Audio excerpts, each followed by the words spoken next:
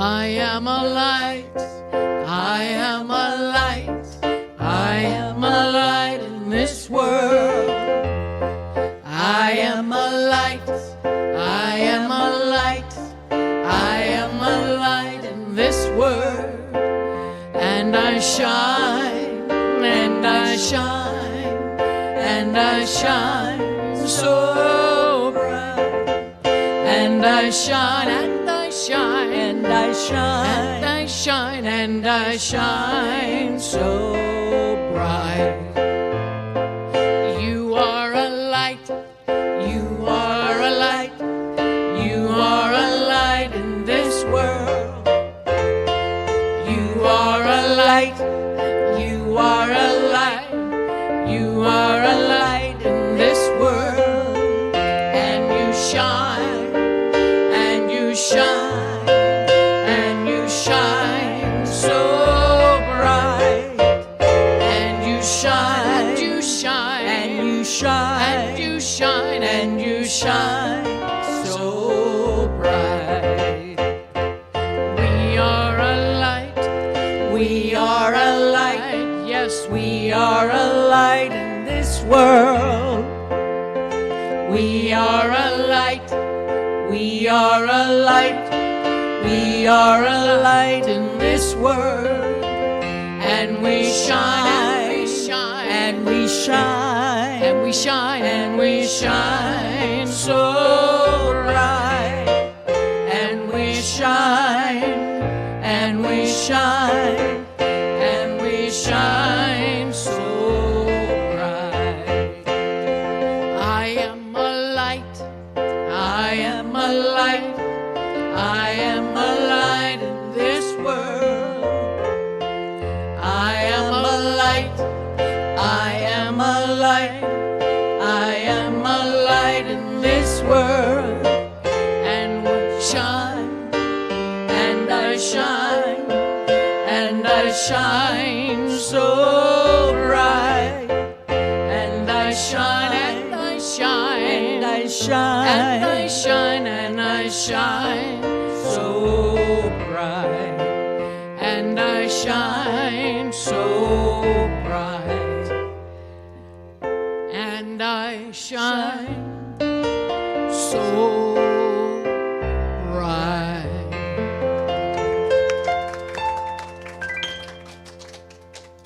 Please be seated. Now, Mary Hart is going to lead us in our opening reading and meditation.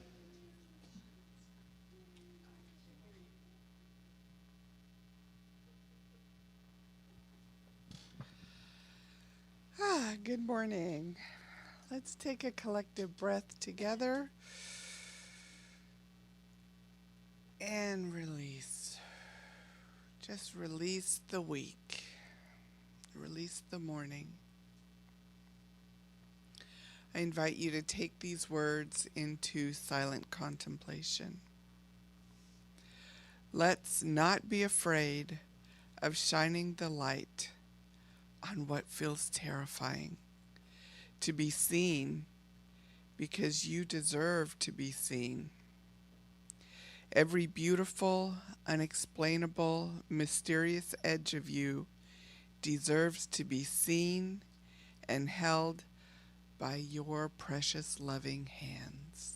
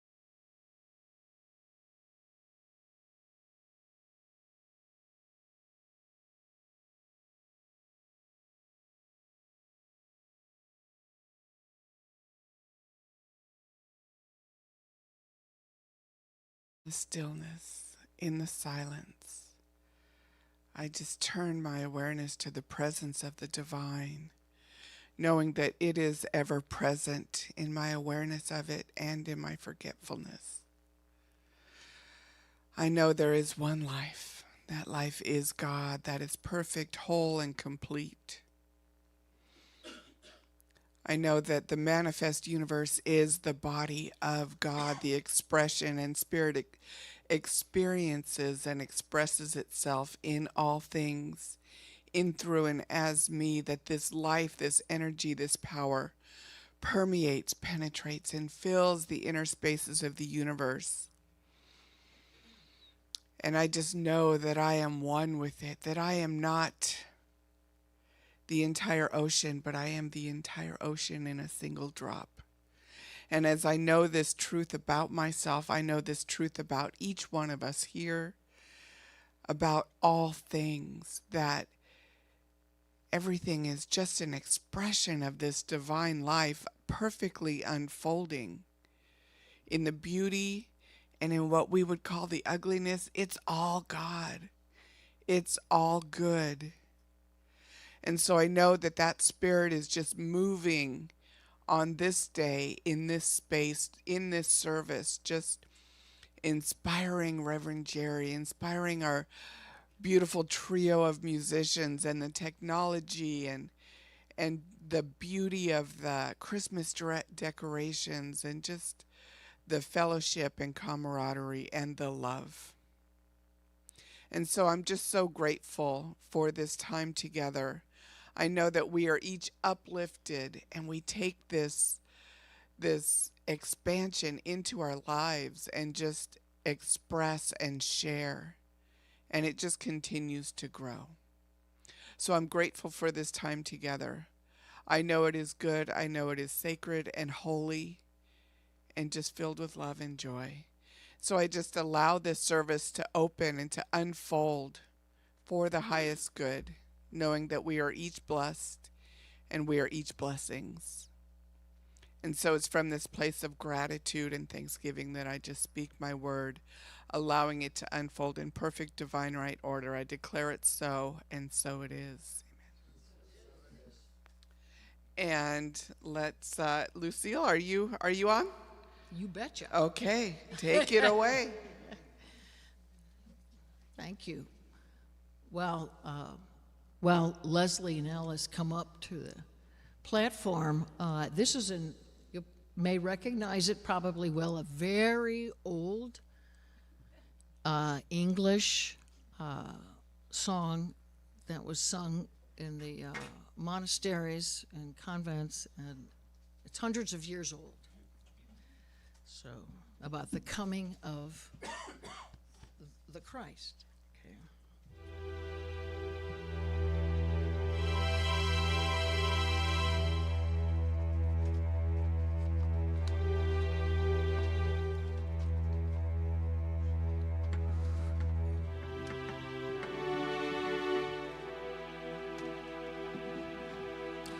Oh, come, Emmanuel, to free your captive Israel, that mourns in lonely exile here, until the child of God appear. Rejoice, rejoice, Emmanuel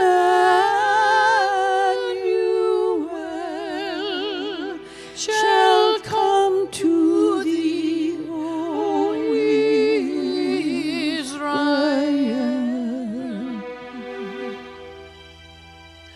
O come, O wisdom from on high, who ordered all things mightily.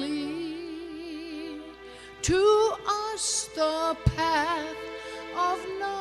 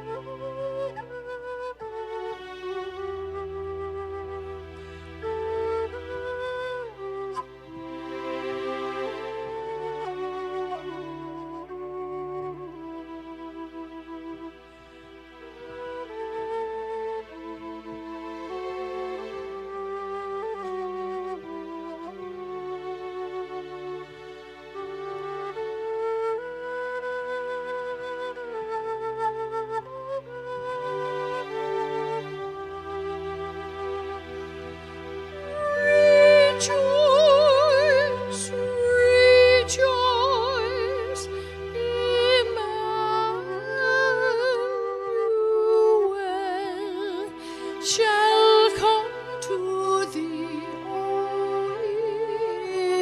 Israel.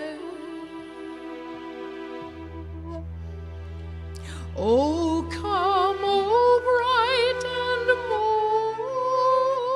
morning star, and bring us comfort from afar.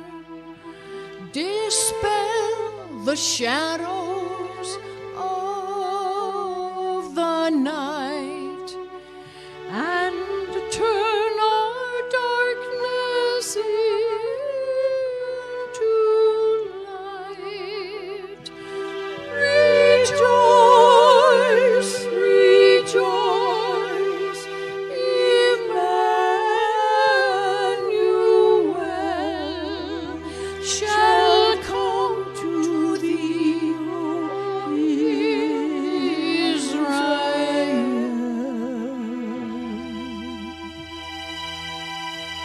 O come, desire of nations, bind in one the hearts of all mankind. Bid all our sad divisions cease, and be yourself a leader of peace. Rejoice, rejoice, Emmanuel shall come to thee, O Israel.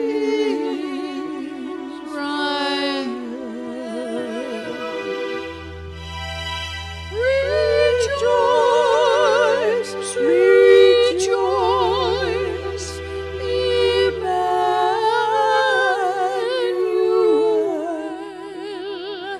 shall come to thee, O Israel.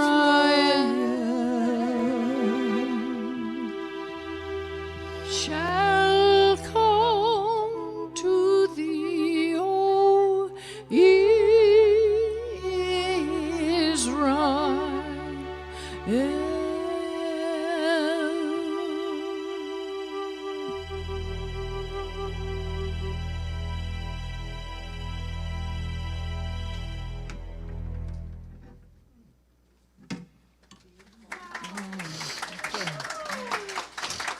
Beautiful song.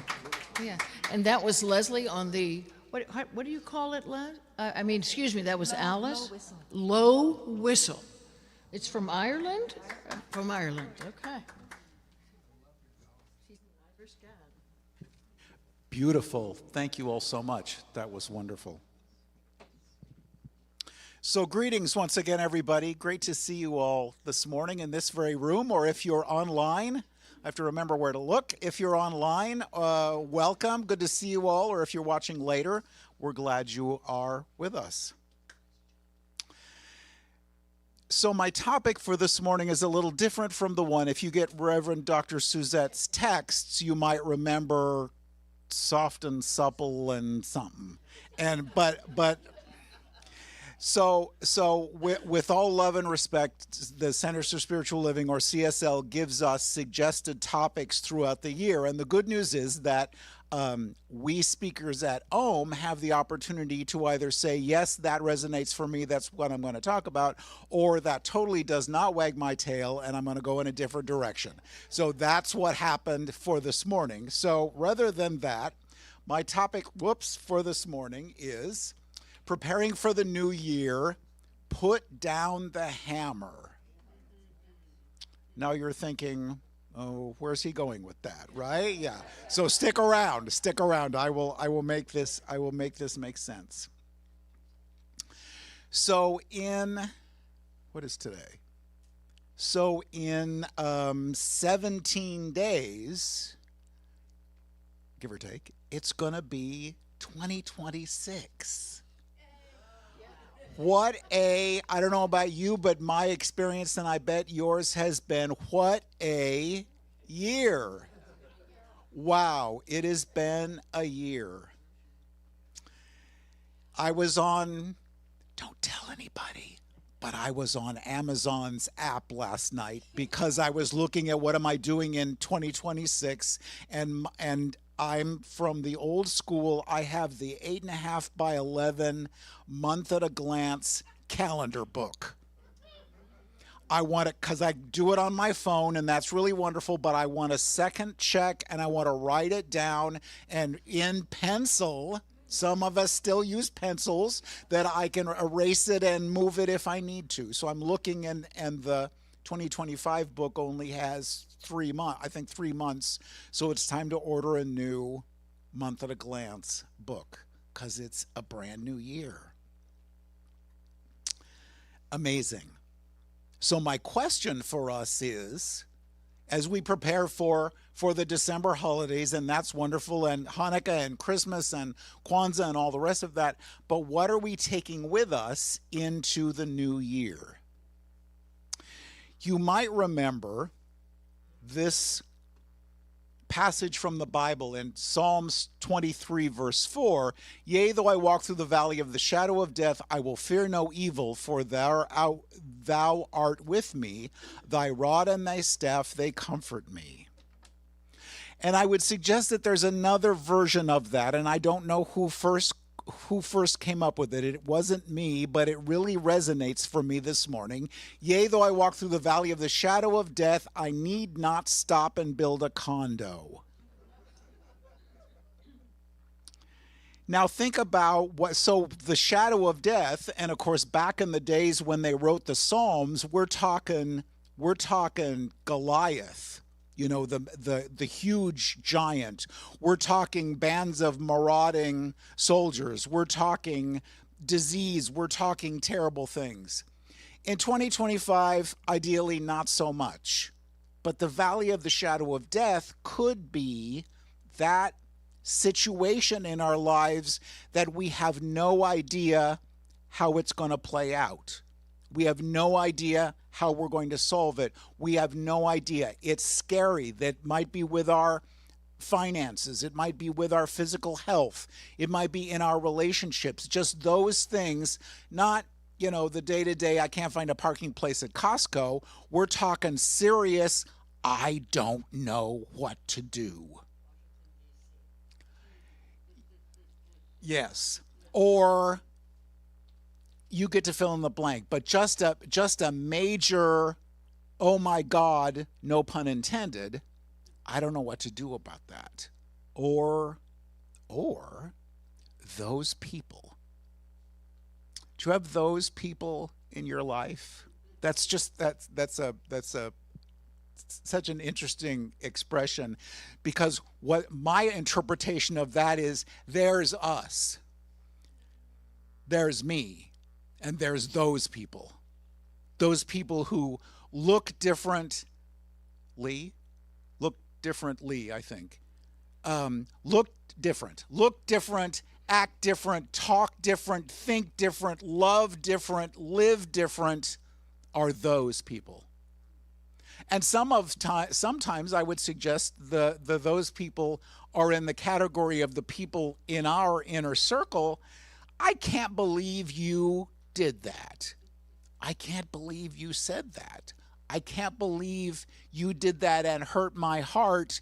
And it might have been something that happened in September, or it might have been something that happened in September of 1999. So my question for us is, what are we carrying with us into the new year? Because consider, as we're walking through the valley of the shadow of death, the opportunity is to keep walking rather than stopping to build the condo. And I'll talk more about that. Because this thing called life, I know you'll agree with me, it's just the most amazing thing, and we have these experiences, and how cool is that? And that's so exciting. And then we have those experiences that can bring us resentment and regret and anger and hurt and all of those things. But my very most favorite quote from Course in Miracles says, I could see peace instead of this. I could see peace instead of this. It's been a wild year. So think about how we build a condo or a townhouse or whatever you want to say, but go with me on this if you would on the condo. So we pour the foundation first. The truth of us, our foundation is that we are the beloved. We are the expression, we are the essence, expression, and experience of spirit. There is nothing that has ever happened, ever could happen, ever will happen that will change that. But how often do we cover that foundation with a nice rug? And one of my favorite books is The Trance of Scarcity by Victoria Castle. And she talks about this experience of having this covering over our foundation or the truth of our being. She writes, imagine that when you moved into your first apartment, you inherited a rug that has been in your family for years or decades. Since that day, you've brought it with you to every place you've lived for the last 20 plus years. The rug is so familiar that you don't even see it anymore. It's not really part of the decor, it's just always been part of your surroundings. But one day you move to a house filled with light and you see that the rug is really worn out and doesn't look so great anymore. It's been with you for a very long time, but the time has come to replace it with one that befits your fresh, new habitat. So that rug, that coffee stain over in the corner, that red wine stain, that little bit of a tear over in the corner on that rug, which translates, of course, to what happened. What happened in our lives earlier this morning or last year or 20 years ago that covers up the truth of our being. Those old beliefs about who we are, about our money, about other people, about relationships, all cover up. That's all part of that rug that cover up the foundation, which is the truth of our being. But at any point, we can pull that rug up and get a new one that reflects the truth of who we are now. A new rug. And as we know, because what we focus on expands, if we're focusing on the coffee stain and the red wine stain and the rip in the, or no, it's not a rip, it's a tear. You get to decide. The whatever it is on that rug, we get more of those.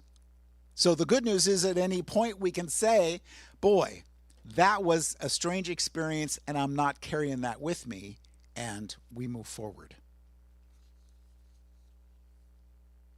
The stains on our rug can also be our story. I always, I never, they always, they never, they really hurt my feelings when. But at any point, we can go back and change the story. And I'll talk more about that. Because if we're not willing to look at the stains on the rug and ideally learn the lessons, do the forgiveness work, and I'll talk more about that, and move forward, we've got the foundation and we're putting up the wall. We've got our hammer and we're putting the framing, we're putting the drywall, we're putting the stucco in, we're putting the roof on, and here we are in this structure in the valley of the shadow of death. But the good news is we're just renting.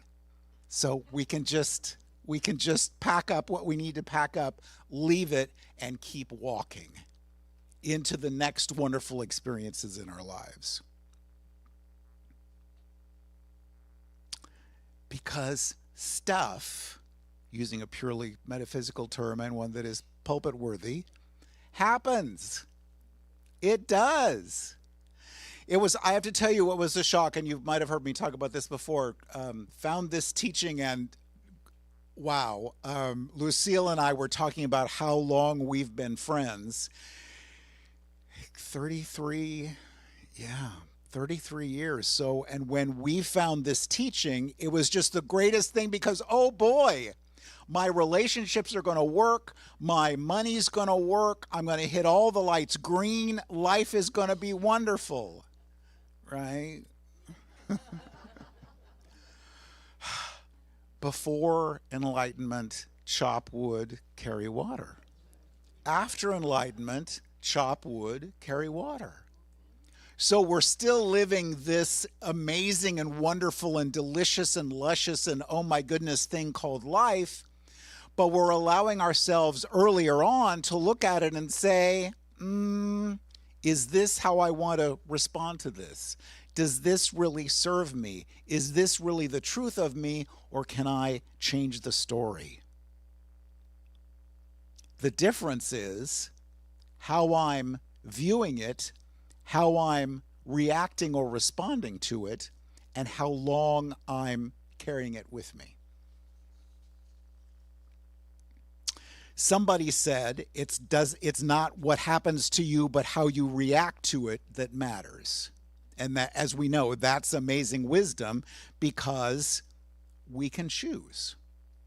So many people are really concerned and upset about AI, artificial intelligence. And I get it, but I'm finding it's like Google on steroids. So I'm thinking about this, and so I type it in and I get all this really cool information.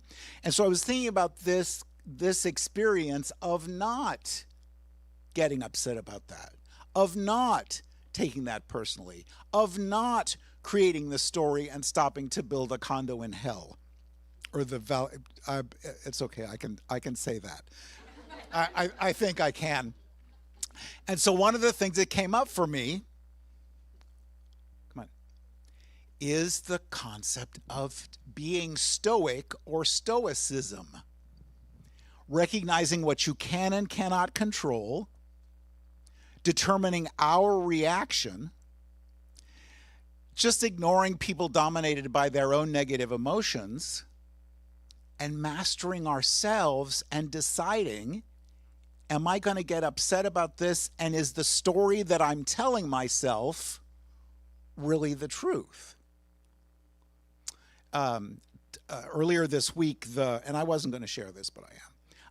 Earlier this week, the Regional Task Force on the Homeless had a 2-day conference.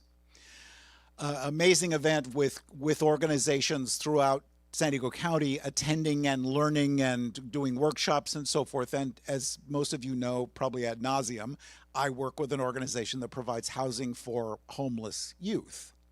And so many of our staff members attended this conference. I did not. And I thought, because, my ego, which stands, Wayne Dyer said, stands for edging God out, said, well, they didn't invite, how come you're not going? You should be going. And then, Spirit, if we allow it to, gets a word in edgewise and says, well, maybe, but look at all the other things you had on your calendar already for those 2 days. Well, yeah. You don't really, I work with the youth, but I don't work with specifically with the programs, so maybe it wasn't appropriate for me to go. Well, yeah. And maybe you don't have to take it personally. What does it mean? It doesn't mean anything. How often do we see a situation and then and how often do I see a situation and create this story about it, hire the actors, write the script, the movie goes in the can, all about these assumptions and these taking things personally that contributes, I would suggest, to that condo in the valley of the shadow of death unless and until still small voice gets a word in edgewise and says, well, look at that again. There's another way to look at that. Because we don't know. So often something happens with someone in our lives and we see what happens and we assume. You know what assume does. And if you don't remember what that means, see me later after the service and I'll remind you. But how many assumptions do we carry with us that contribute to that's a second floor on the condo in the valley of the shadow of death because it's not true anyway. Interesting. So just a gentle reminder. So I have the power to choose my response to whatever it is. It's been a year, and many of you know the story that about my dog, my golden retriever Maggie had. She tore her ACL in her back left leg and had to have surgery in January. And I'm like, oh my God, no pun intended. What do I do? How do I take care of her? I live in a townhouse and all I have is stairs. So you got stairs to get up from the street, stairs to get up from the garage, stairs to get from the living room to the dining room to the upstairs to all of that. How in the world? And the still small voice said, don't need to figure that out right now. So to make a long story even longer, she's doing very, very well. She now lives in the living room. So she doesn't have to go up any stairs. Her comforter is there. Her bed is there. Her food and water is there. She is happy as she can possibly be. She sleeps on the couch. She sleeps anywhere she wants to, basically. And it just went fine. And so I so love to write a talk to share with you because whenever I'm talking with you, I am always talking with myself. And so the wisdom and the insights I get are so amazing. So look back at this year. So there was that. And then there was the situation. I had a family member who hadn't worked outside the home full time, supporting themselves in a really long time. And I did my treatment work. You know, sometimes we have to buy what we're selling.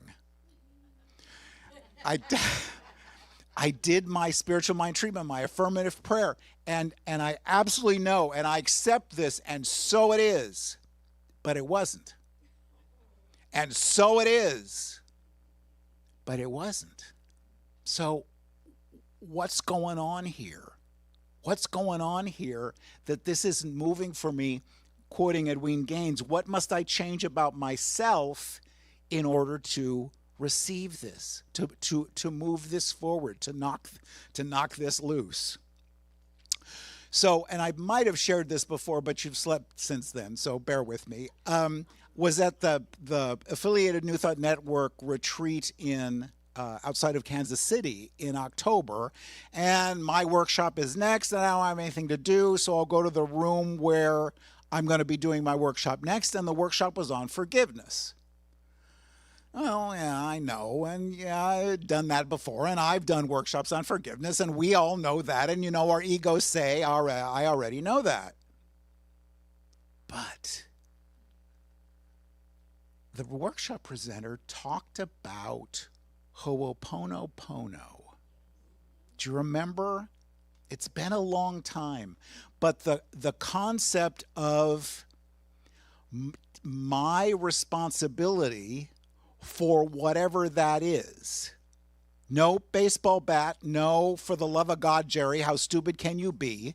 Just the recognition that somehow, some way, in some form or fashion, I had something to do with that. Because if we come from resentment, if we come from blame, if we come from, well, it's their fault, then we can't do anything about it. But when we allow ourselves to look to see somehow, some way, willingly or wittingly or unwittingly, I had something to do with that, and then we can let it go. So the book is Zero Limits by Joe Vitale, and he writes about Ho'oponopono. It is an ancient Hawaiian practice, that the belief is that it comes from Hawaiian error comes from thoughts that are tainted by painful memories from the past. So I committed to do what I did because growing up, I felt like I had to be the best little boy in the world so you would love me. And now, many years later, where in my life am I still saying yes when it doesn't make sense anymore? Where in our lives are we still living that belief about our not enoughness? I don't know if that's a word or not, but it is now, that we somehow have to do that or not do that or say no or say yes so that we'll be acceptable. But yeah, Jerry, that's where that came from. And so that was my part in it, rather than saying, no, let's come up with a different way to do this. So the story is Joe Vitale found this man, Dr. Hugh Len. He was a psychologist at Hawaiian State Hospital for 3 years. He never saw patients professionally. He never counseled with them. He agreed to review their files. And as he looked at the file, he would work on or clean himself. So what do I believe about this experience? What do I believe about this person? What do I believe about whatever's going on? And over time, patients who were diagnosed as criminally insane were having their medications reduced and their shackles removed. And ultimately, this hospital closed. They didn't need it anymore. And in the book he wrote, quoting Dr. Len,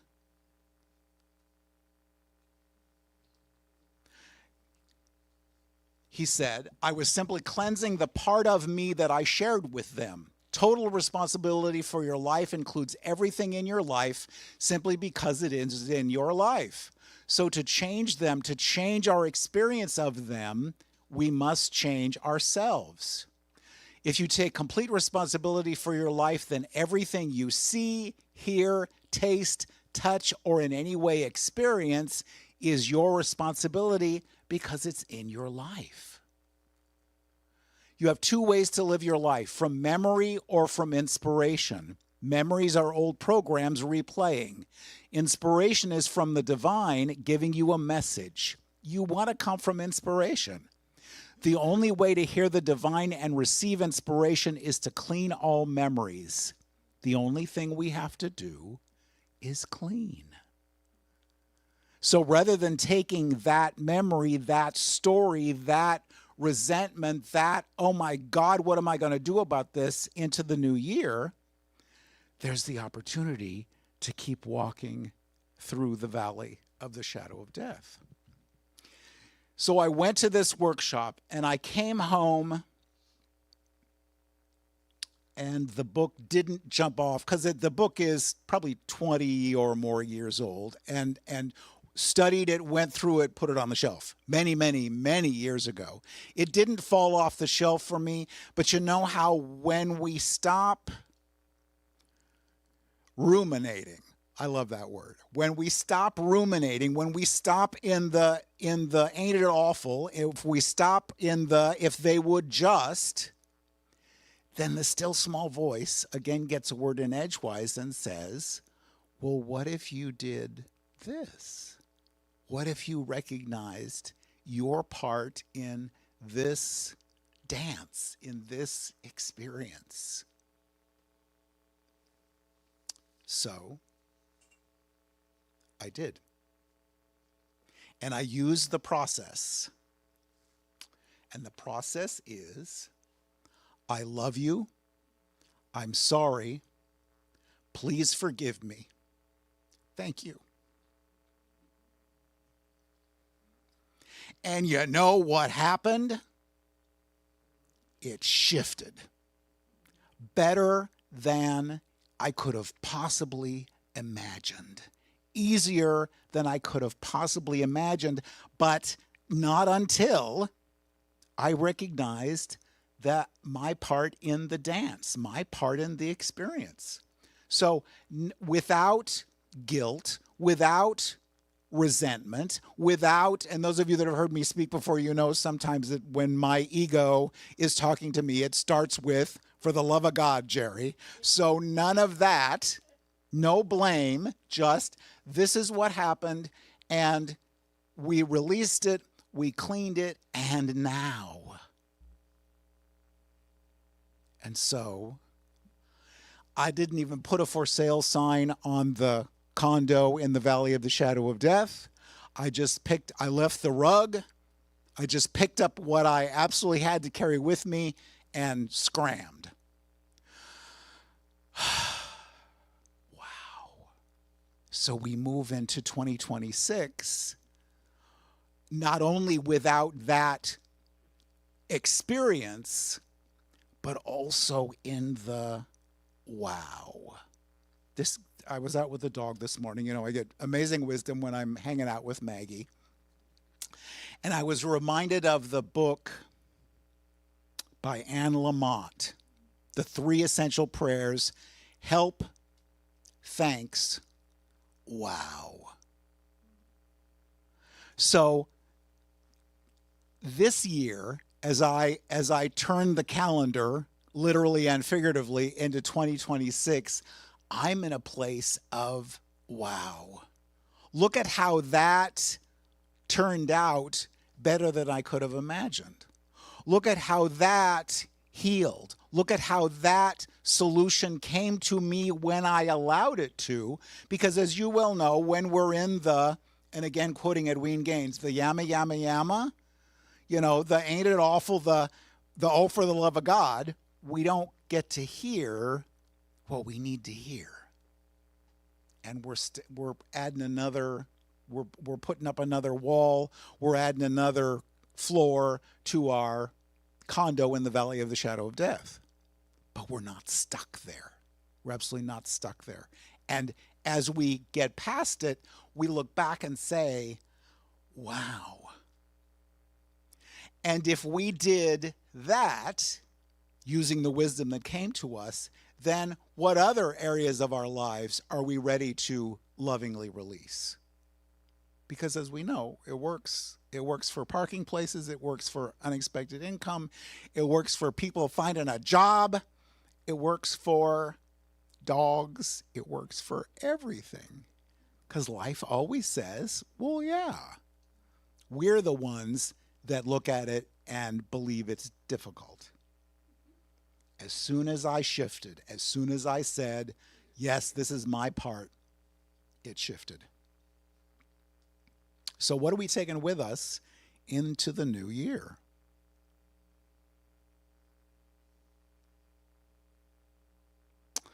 Believe it or not, next Sunday is the winter solstice. December 21st. I love this quote. You all know how much I love Facebook, and I found this on Facebook a few years ago. The winter solstice is not just seeking brightness after the longest night, but it is the darkness itself. A place of stillness and quiet, of reflection, meditation, and incubation. Don't rush into the light. Pause in the darkness and breathe.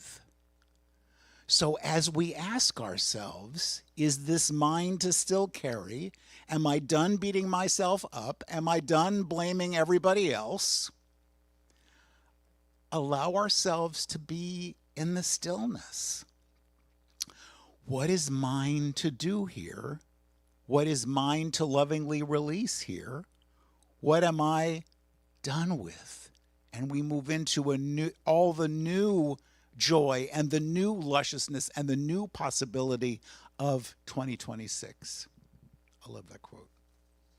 So we allow ourselves to be in this change, because life around us is, nature around us is, everything is, and we get to be included in that and say, I've had enough of this, I'm done with this, and take our part in it and move forward.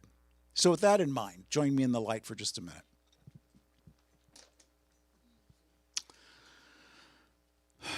So in the peace and the quiet of this moment, we allow ourselves to be reminded of our oneness with the God presence with one another and with all of life. Because there is only one, we know that we see with the eyes of God. We feel with the heart of God. We know with the mind of God. And we give great thanks for this beloved spiritual community and for the opportunity to be together today. We give thanks for the reminder to look back on this year and be in the wow. Those, oh my goodness, experiences that we couldn't have imagined how we'd get through them, but we did. And quite possibly better and easier than we could have imagined. And as we move forward into the new year, we keep the hammer on the floor, recognizing we don't need to pick it up. We don't need to start and build another condo. But we stay in that conscious awareness of our oneness and allow ourselves to ask. Ask, seek, and knock. We remember in the Bible, what do I need to do? What must I change? What am I missing here? And allow Spirit to tell us what we need to know. We give thanks for this year with all of its joys and wonders and know that the best truly is yet to be. So for this day, for this beautiful season, for the opportunity to be together, for the technology that lets us do what we do, we give great thanks. And together we say, and so it is. Thanks, everybody.